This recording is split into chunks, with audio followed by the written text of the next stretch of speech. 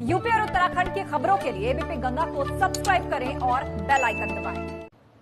बड़ी खबर देहरादून से, कैबिनेट मंत्री हरक सिंह रावत की घेराबंदी शुरू हो चुकी है। स्पेशल ऑडिट से हरक सिंह की परेशानी बढ़ सकती है। हरक की करीबी दमयंती पर पहले ही कार्रवाई हो चुकी है। कर्मकार कल्याण बोर्ड से हटाए जा चुके हैं हरक सिंह रावत। सरकार से नाराज चल रहे हैं हरक सिंह रावत। रवि कैंतुरा हमारे साथ लाइव जुड़ गए हैं। रवि, विस्तार से बताइएगा आखिर किस तरह शिकंजा कसता जा रहा है हरक सिंह रावत पर। ऑडिट के बाद तो मुश्किलें और बढ़ गई हैं।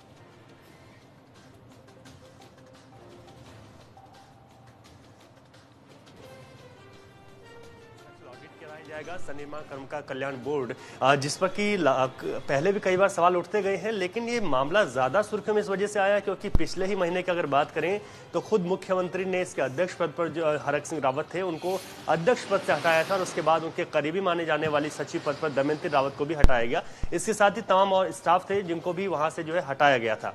अब जो स्पेशल ऑडिट की बात थी, विपक्ष भी लगातार इस बात को लेकर हमलावर था कि स्पेशल एक ऑडिट कराना जाना चाहिए और जिस पर जो खामियां हुई हैं या फिर कुछ घोटाले हुए हैं या फिर कुछ गड़बड़ हुई है, जो भी अनियमितताएं हैं उस पर जो है बात होनी चाहिए। ऐसे में सरकार ने स्पेशल ऑडिट के लिए अब हाँ कह दी है और हम कह सकते हैं कि जिस तरीके से चाहे स्पेशल ऑडिट की हम बात करें तो 2017 के बाद से अगर वित्त विभाग की माने तो उनका कहना है कि कई ऐसी चीजें हैं, कई ऐसे दस्तावेज जो नहीं है। हालांकि अब जो स्पेशल ऑडिट होगा उसके बाद ही कुछ चीजें क्लियर हो सकेंगी कि क्या है और क्या नहीं है। लेकिन वहीं दूसरी तरफ अगर हरक सिंह रावत की बात करें तो वो शुरुआत से ही कह रहे हैं कि हर साल इस पर ऑडिट होता है और अगर सरकार स्पेशल ऑडिट भी कराती है तो उसमें कोई नई बात नहीं है। लेकिन इतना जरूर है कि अगर स्पेशल ऑडिट कराने की नौबत आई है, सरकार को ये लगा है कि स्पेशल ऑडिट होना चाहिए, तो इसके बाद क्या कुछ रिजल्ट सामने निकल कर आते हैं वो देखने होंगे। लेकिन इससे पहले क्योंकि जैसे ही हरक सिंह को अध्यक्ष पद से हटाया था उसके बाद वो नाराज नजर आए थे। अपने ही विभाग के कई कार्यक्रमों में जब मुख्यमंत्री भी मौजूद रहे तब भी हरक सिंह रावत वहां पर मौजूद नहीं थे। ऐसे में अब स्पेशल ऑडिट की बात की जा रही है तो कहीं ना कहीं उनकी नाराजगी और ज्यादा बढ़ेगी। आगे किस कदर ये जांच बैठती है, क्या कुछ निकलकर सामने आता है, वो देखने वाली बात होगी। जी आस्था। जी हाँ, बिल्कुल। तो कर्मकार बोर्ड के सचिव पद पर दमयंती थी जो उनकी करीबी थी, उन पर पहले ही कार्रवाई हो चुकी है। अब स्पेशल ऑडिट के बाद कहा जा रहा है कि उन पर भी शिकंजा कस सकता है हरक सिंह रावत। हालांकि रवि 2022 का चुनाव न लड़ने का ऐलान कर चुके हैं, हाल ही में सरकार से नाराज भी चल रहे हैं। तो आखिर किस तरह की लॉबिंग और घेराबंदी फिलहाल होती दिखाई दे रही है?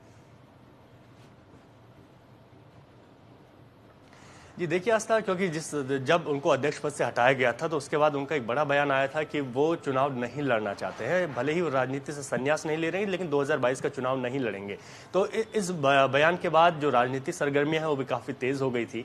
और इसके बाद जो है तमाम हम बात करें तो ये सबसे ज्यादा ये सुर्खियां इस मामले से बढ़ी कि जब हरक सिंह के जो विभाग हैं उन पर जब बड़े कार्यक्रम थे जहां पर उनको न्योता था, जहां पर खुद मुख्यमंत्री मौजूद थे, उन कार्यक्रमों में वो नहीं पहुंचे। हालांकि उसके बाद जो है इसी तरीके से लगातार ये बातें आगे बढ़ती रही और जब ये बात सामने निकल कर आई कि स्पेशल ऑडिट होना चाहिए, क्योंकि विपक्ष ने भी इसको एक बड़ा मुद्दा बनाया था, विपक्ष भी लगातार इस पर जांच की बात कर रहा था और अब जब सरकार ने इस पर स्पेशल ऑडिट के लिए हाँ कह दी है तो ऐसे में क्योंकि ये माना जा सकता है कि कुछ ना कुछ ऐसी खामियां रही हैं पहले भी, क्योंकि सनिर्माण कर्मकार कल्याण बोर्ड की हम बात करें तो पहले भी वो सुर्खियों में रहा है और इससे पहले भी कई दफा जो है इस बोर्ड पर आरोप लगे हैं। तो इसी को देखते हुए अब जो जांच इस पर होगी उसमें क्या कुछ निकलकर सामने आता है ये तो देखने वाली बात है। लेकिन हाँ, जरूर हम कह सकते हैं कि हरक सिंह रावत की घेराबंदी शुरू हो गई है और मुश्किलें आने वाले वक्त में उनकी बढ़ भी सकती हैं। आप घटनाक्रम पर नजर बनाए रखिए। जानकारी के लिए शुक्रिया रवि।